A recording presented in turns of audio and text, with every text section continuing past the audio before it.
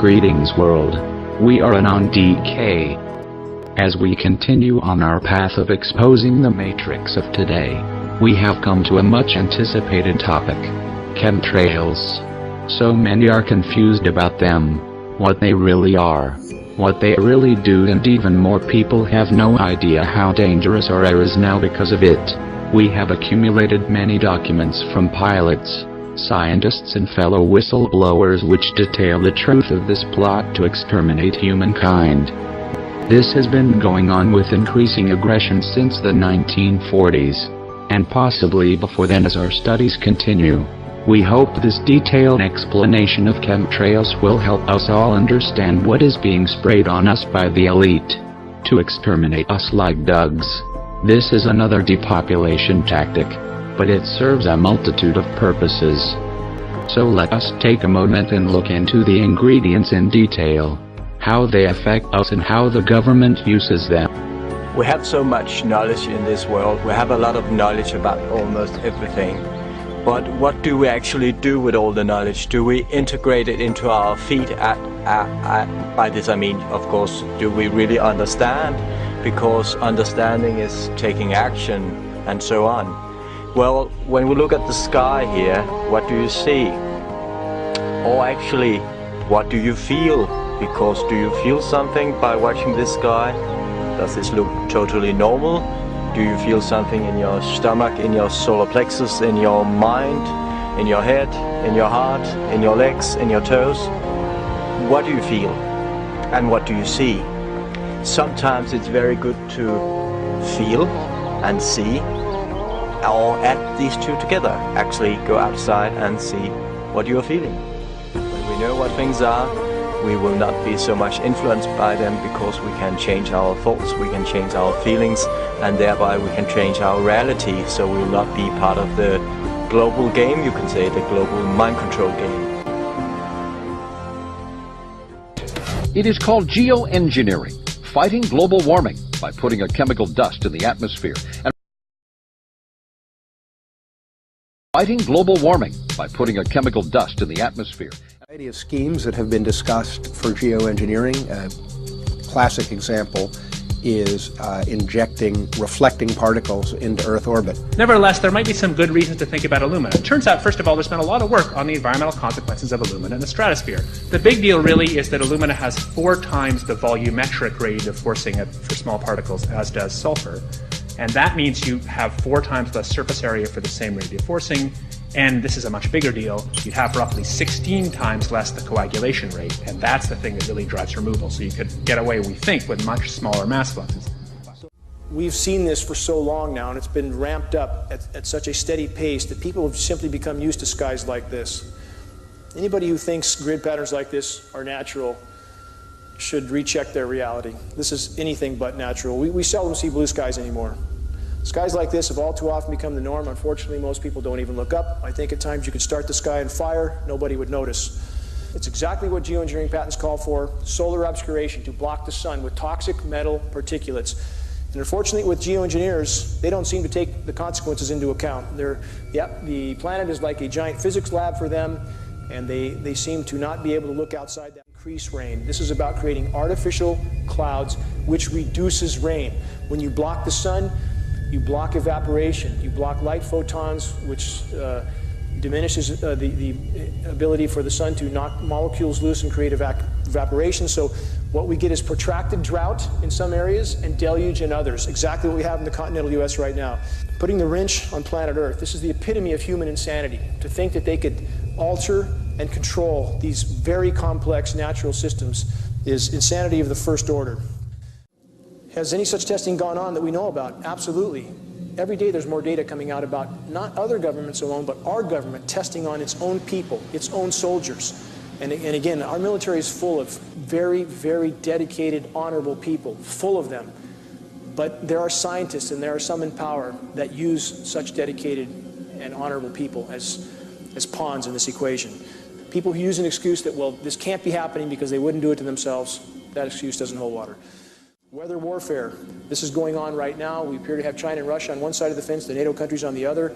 The atmosphere has become a battlefield, a very covert battlefield with all life on Earth at stake.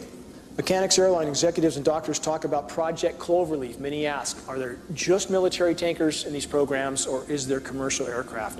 In fact, with GPS tracking, commercial aircraft have been identified from the ground, leaving particulate trails, and Project Cloverleaf appears to be the outline for this.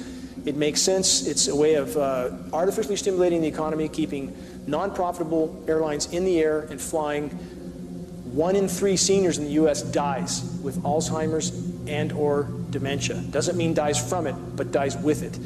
There's no question that all of us have had our neurological system affected. We're all breathing this stuff. It's inside all our systems. So these are staggering statistics. 1 in 3 with Alzheimer's and or dementia. Autism. Autism has increased 10,000% since 1975. 1 in 50 children now has autism, also related to aluminum. Synergistic effects of environmental and heavy metals. These metals are toxic in and of themselves. When you combine them, they become much more lethal. We've been given studies recently that indicate when mercury and aluminum are combined, toxicity increases as much as 10,000%. The military and some commercial planes are spraying us with what are called chemtrails. I want you to look at the... And oftentimes, before there's a weather front, there are heavy assaults from these planes just before a weather front is changed and comes in. Military and some commercial jets have been fitted with huge barrels of at least 49 different kinds of documented chemical poisons. Among other documented ingredients in this toxic man-made clouds are pathogenic molds, fungi, weaponized viruses, and made in some places like the secret site at Fort Detrick, Maryland, which is supposed to be a cancer site. But there are a number of scholars and professors tracking this that have big questions about this. Barium and nanoaluminum particles. What do these do to the human body? Barium is an alkaline earth mineral. It was discovered in 1774. At low doses, it can act as a muscle stimulant. At high doses, it detrimentally affects the heart and the nervous system. Barium is toxic to all mammals, and that means not just humans. Aluminum, which is the most abundant metal in the Earth's crust, is known to diminish kidney function and destroy brain cells and cognitive function. Just think about it. Just between the aluminum and the mercury that we're breathing all the time, we've got already a serious issue about brain function and cognitive function. There is also documented evidence that the aluminum in chemtrails is released as nanoparticles, and that when they reach the Earth environment for wildlife, in lakes and streams, it's causing serious problems with wildlife there. Researchers are also finding that nanoparticles interfere with the growth of plants. Nanotechnology is totally unregulated. Just this past month, a new research report came out showing and documenting for the first time that these nanoparticles actually go through the skin. Well, if you breathe them, whether they go through the skin or whether you're inhaling them, it's still a problem. A condensation trail is very similar in many ways to when you go outside on a cold day and exhale. You create a condensation trail. That little cloud is a condensation trail. Now, if you take a 2-mile walk on a cold day, and you can turn around and you can see your condensation trail tracking all the way back for 2 miles. That's how crazy it is to think that what we're looking in the sky is actually condensation. These previous guys, I've watched exactly what they do, and yes, they are correct. I've seen exactly the same stuff, so ditto marks on those. You want some figures? Okay, latest water test, tested the rain. 13,100 micrograms per liter of aluminum in the rain in 2013. Normally, it should be 0. So 13,100 is pretty damn much, folks.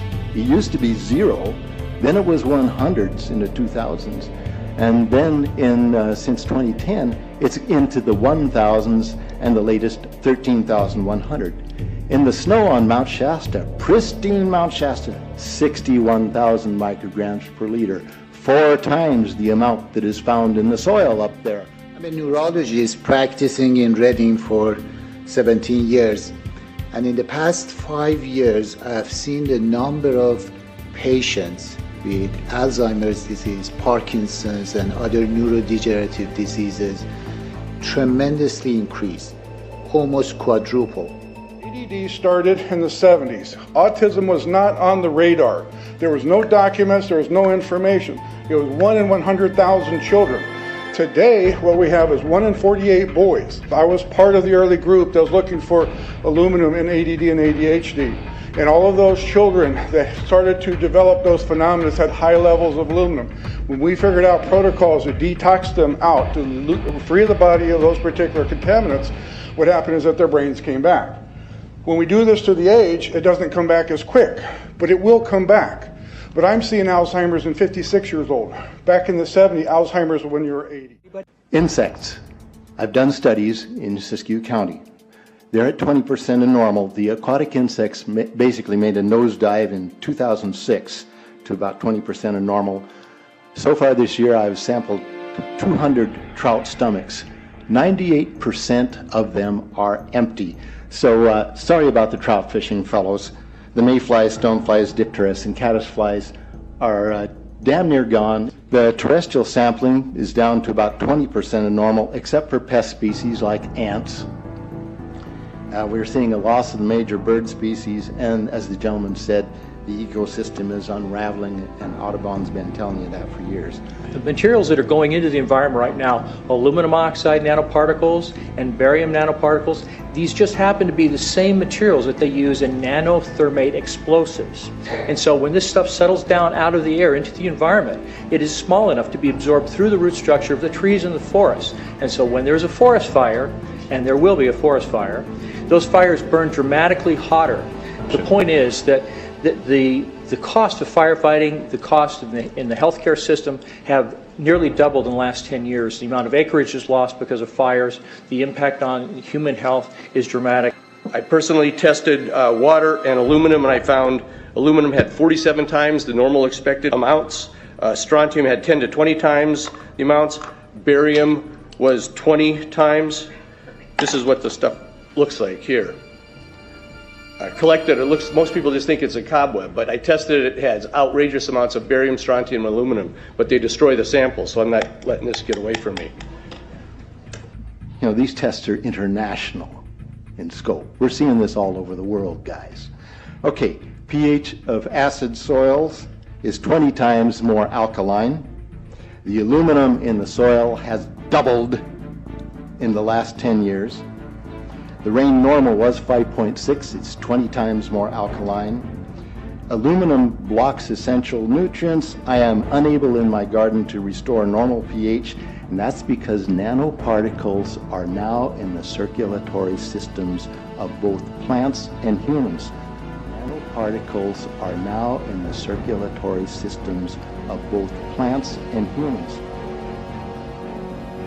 The first public nice detailed public description was in the book of Cara St. Louis Farrelly, The Sun Thief, where she says that there are hollow fibers sprayed, self-replicating hollow fibers that are there to kind of read out the light fingerprint of your DNA, transform it into an electromagnetic radio signal that is detectable via satellite and ground stations. This is what she found out by analyzing information dealt with the chemtrail communities in the United States. This is a German tomato that got some German rain on top of itself.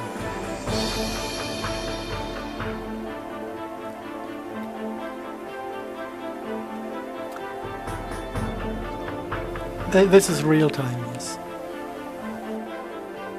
Now watch the Morgello what he does. He loves this. He's getting excited and he's trying to get close. These are basically, it's mycelium of a certain type of fungus. And this fungus is, first, if you want to look at it, it's airborne. It's not a single fiber here and there. It is glowing under UV light. So if you take a UV lamp at night, you can see those fibers airborne. Some of the people cannot handle it. And then the mycelium is starting to grow within the body and starting to multiply. And at a certain point, they are extracted via the skin. And you can see that they have this ability to collect colors. You have blue Morgellons and you have red Morgellons. So they are of technical origin. It's not a natural substance. So you can see them when the skin is opening. You can see them under the microscope if you make a blood analysis. You can see that the blood is infected. And if you look at them, you see they're a little bit more complex than a simple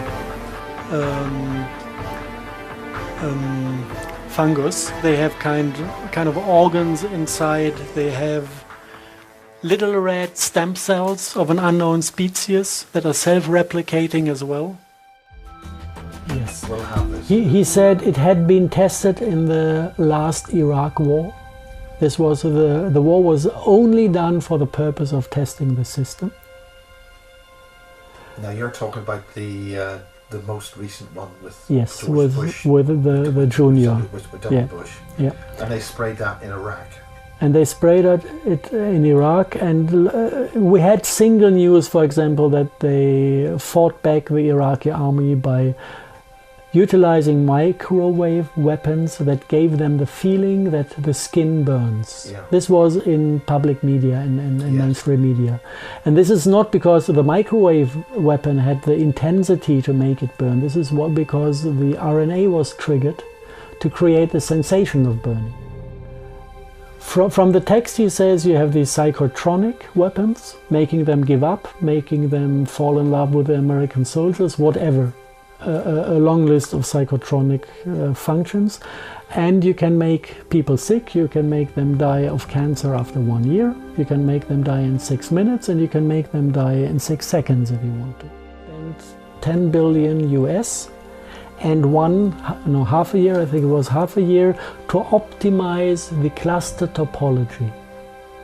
And this is something, it sounds just like science fiction if you say it like this, but if you really think about it, if it is only about infecting humans with a virus-like synthetic RNA, you could give a damn about cluster topology. Cluster topology starts to become an interesting topic. How do they turn people into biorobots? You have the RNA cluster within the air, sprayed in the air with a defined distance from RNA to RNA, and within the human body the same RNA cluster is prolonged within the cells. And now whatever is carried by these clusters, the artificial intelligence or a program or a soul, whatever this is, can travel from the dust into the human being This is smart dust. And this is what they call smart dust.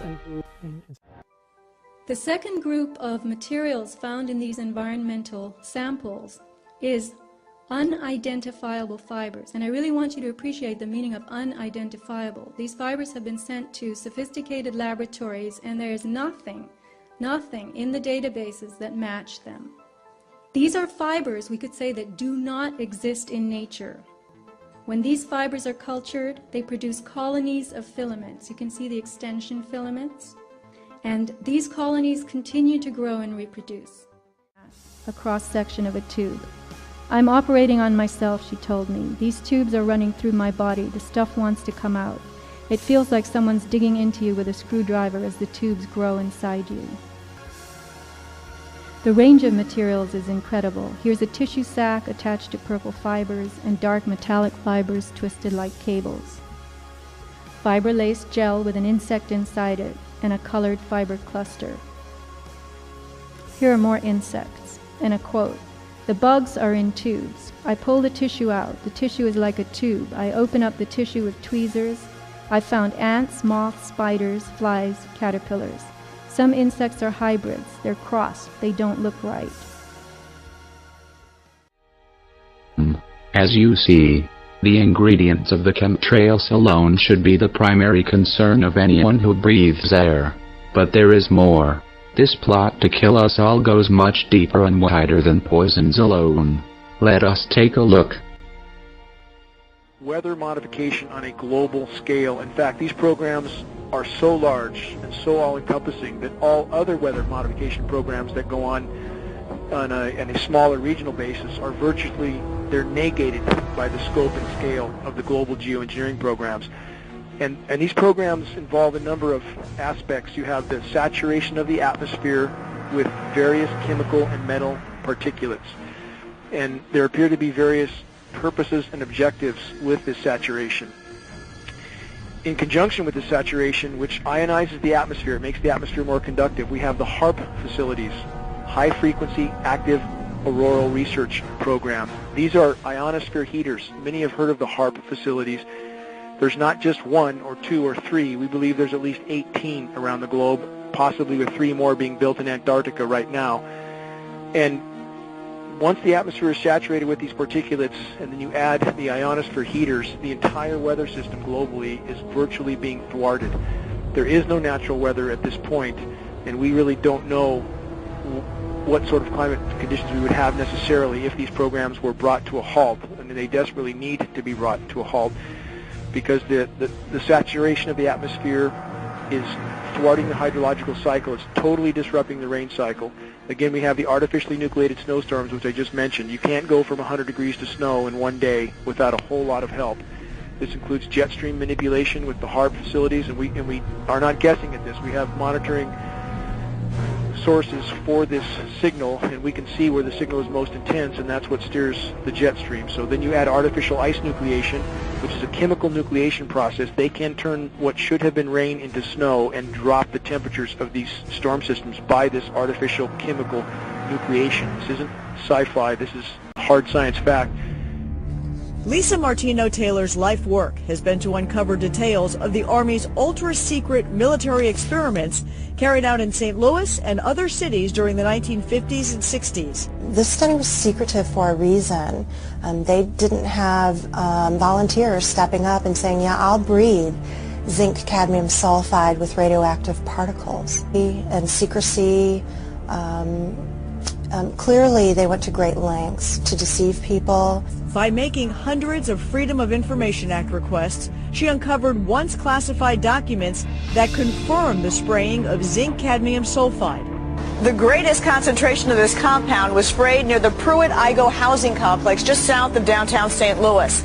It was home to 10,000 low-income people, and an estimated 70% were under the age of 12. Martino-Taylor claims they all unknowingly inhaled this compound morning, noon, and night. Here is a U.S. Air Force document, 1996. It describes the artificial creation of floods, hurricanes, droughts, and earthquakes, and continues. Weather modification will become a part of domestic and international security and could be done unilaterally. It could have offensive and defensive applications and even be used for deterrence purposes. The ability to generate precipitation, fog storms on Earth, to modify space weather, and the production of artificial weather all are part of an integrated set of military technologies. In the HARP patents and specifications, etc., in the description of a researcher describing and summarizing what it said this: dispersed metallic particles such as aluminium, barium and strontium, the main chemical ingredients of chemtrails, or ingredients of chemtrails, may increase the atmosphere's conductivity and therefore enhance HARP's weather modification performance. So it's doing that as well. So where am I going with this? Well, I'm going here. Dr. Richard Day, 1969, the weather will be modified and used as a weapon of war to create drought or famine. Control if they eat, and their hearts and minds will follow. This is all part of the control system that they're bringing on. Get them off the land free. Financially, get them off the land. They can't afford to stay there anymore. This is the dynamic between people, politicians, and banks. These answer to the same masters, thus they change legislation to suit them and screw them. This is how it works through this system. This is why the governments are not doing what's right for people, economically or any other way. They're doing it for that which they represent. It's so obvious that clouds normally don't form this way if they are natural clouds. Which they aren't. So there's extreme HARP activity going on here. Now I'm walking, the clouds are over here. It's very strange looking and it's very heavy, you can say. It's like a pressure going on in your head. It's like, yeah, it's like there's a heavy mobile phone radiation going on actually right now. That's how I feel it. And you see how obvious it is. It's amazing, isn't it? And almost every people should be able to see that this is not a normal cloud formation. Look at the straight lines, look at how it's building up. The reason behind the Paris Agreement and the reason behind the quote-unquote fight against climate change. There is a massive connection that everybody seems to be missing with climate change. You see, these emissions that they all love to talk about and say that humans are causing the emissions. The one bit that they like to twist or just don't say at all is that humans are equivalent to the emissions. So in other words, as Bill Gates states, which you can see in this video here, and of course there's another prominent, depopulation is apparently, according to scientists and environmentalists and bioethicists, is about the only way that they can reduce the CO2 problem, if you want to call it that. The United Nations now owns the climate.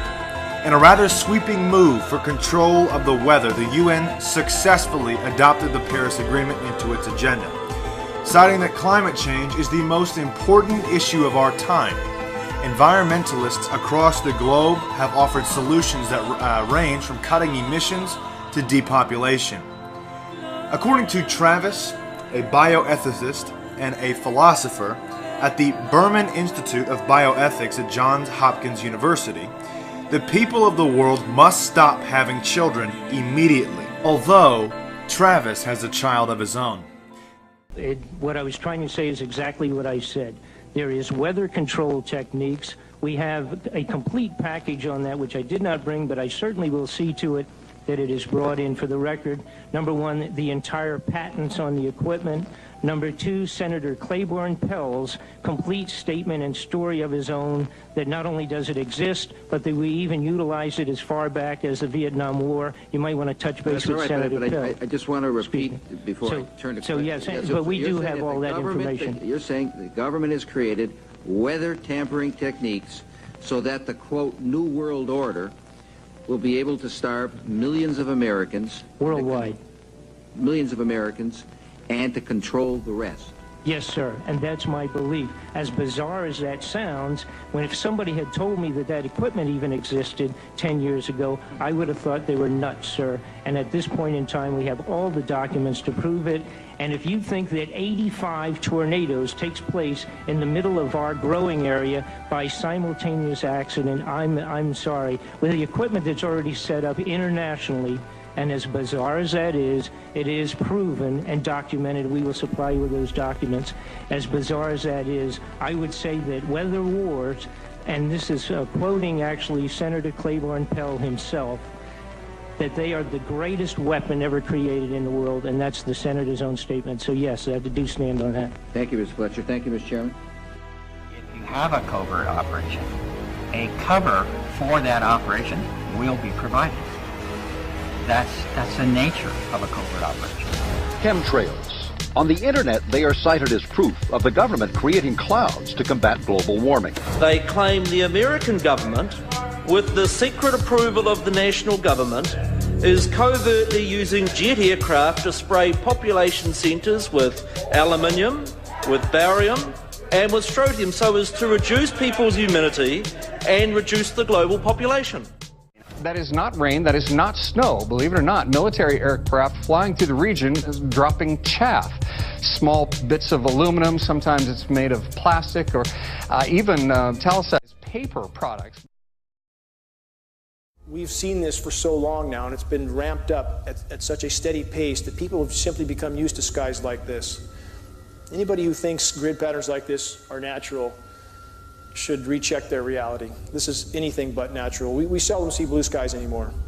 Skies like this have all too often become the norm. Unfortunately, most people don't even look up. I think at times you could start the sky on fire, nobody would notice. It's exactly what geoengineering patents call for: solar obscuration, to block the sun with toxic metal particulates. And unfortunately, with geoengineers, they don't seem to take the consequences into account. The planet is like a giant physics lab for them, and they seem to not be able to look outside that bubble. This is halos around the sun. We see often as the atmosphere is filled with particulates. It's important to understand, just because you don't see trails from horizon to horizon does not mean you're not breathing particulates. We seldom see blue skies anymore. They're a silvery white color, especially in the mornings or the afternoons. If you look to the east or to the west and you block the sun with something, you can see the air is very silvery white. This is indicative of an atmosphere saturated with particulates. These particulates create drought. This is a very known and not disputed effect of geoengineering. As you saturate the atmosphere with particulates, you diminish rain. People need to get this through their head. This is not about seeding to increase rain. This is about creating artificial clouds, which reduces rain. Global warming and global dimming. Global dimming is something people should be familiar with as well. As of the latest reports, 22% of the sun's direct rays no longer reach the surface of the planet. They're being blocked. The planet is literally encased in a cocoon of toxic metals. Yes, pollution is a part of this problem, but we believe a small part in comparison to the geoengineering influences is horrific, one of which is vitamin D deficiency, of which 98% of the U.S. population is now deficient in vitamin D. The host of diseases and ailments that ensue from that is horrific, not to mention the fact that we are breathing these particulates. So photosynthesis for plants, another issue. You can't block the source of life on planet Earth without consequence. Clouds were seeded by numerous countries around the globe with various chemicals to produce rain. China was just doing this over the summer in Beijing to make sure that there weren't any there wasn't any rain during the Olympics. But all this has changed dramatically with the U.S. military's secretive research and plans to control the planet's natural weather. This has not been given very much press, and we have to remember that we have a corporate-owned press where 85% of radio, television, and print media is owned by 5 corporations. And as of April this year, there are more than 150 different weather modification programs around the world. Since about 2000, the Department of Defense and the Department of Energy have been spraying the entire United States sky with the toxic brew of chemicals and other biological agents. I just want to show you something. Jasper Kirby is a particle physicist, currently engaged with cloud physics research at CERN, the the European Organization for Nuclear Research.